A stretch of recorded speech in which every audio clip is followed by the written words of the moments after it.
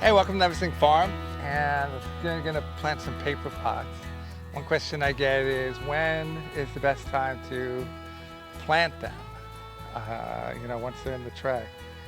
Well, something that's important is whether they fill the cell, just like with regular transplants in a wind strip tray or some other tray, is you need the roots to completely fill the cell, but not be overgrown. There are other aspects to paper pot because it's in a chain, and that is you don't want the roots or the plant to intertwine and interfere with that chain breaking apart. The roots are hard to see, but it's something you get used to over time. So here what I have is I have some bok choy young and bok choy very old, right? This has been sitting on the table a while.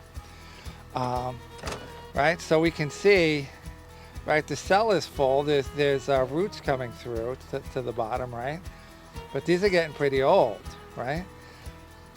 But something like bok choy, the roots never really intermingle. At least I don't see it. By the time they get old or even not worth it to plant, they just never intermingle. And here where they're young, right? Here they're not going to be filled out in the cell, right? You can see a little bit of roots. I think you could probably maybe plant this and they're not gonna be a problem, right? So let's talk about the two ends, right? Ends of the spectrum. So let's say they're just germinated, right? The problem you're gonna run into is them falling out of that paper cell, because the paper cell isn't like, things aren't pushed in there, and they're not shaped like a triangle, right? It's a tube.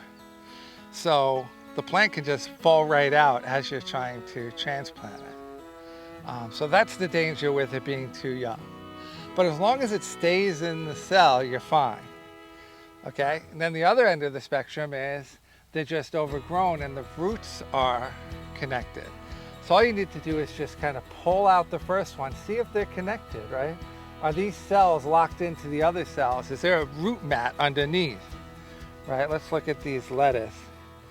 Right? You can see they're a little bit connected, but lettuce roots are not strong enough, I find, to really hold on to it. But you see how those are connected? These have been in a tray a while, right? So that's something you want to keep an eye on, right? Are these going to connect and stop each other from separating, right? And then the other thing is the tops, right? So as the plant gets bigger, they can interfere with each other and grab each other. So this you can just check by trying to pull them apart.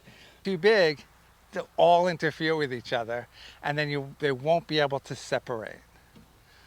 So that's the idea, but there isn't a perfect time, right? There's not like, okay, today's the day you have to plant this one, right? It is a range, and it's going to depend on so many different factors. So there is not a clear answer on it. It's, when you're doing it, you're like, is it going to work? Is it going to plant?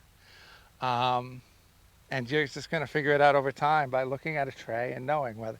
So like with this bok choy, I bet you I can plant either one of these.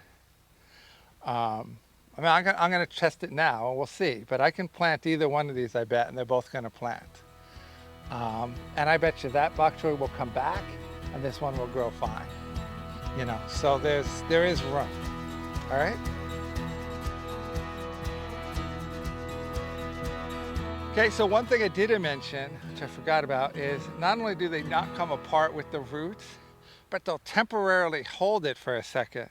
And what that does is it kind of pulls it out of the trench before it gets planted, right? And so you may get some high spots like that.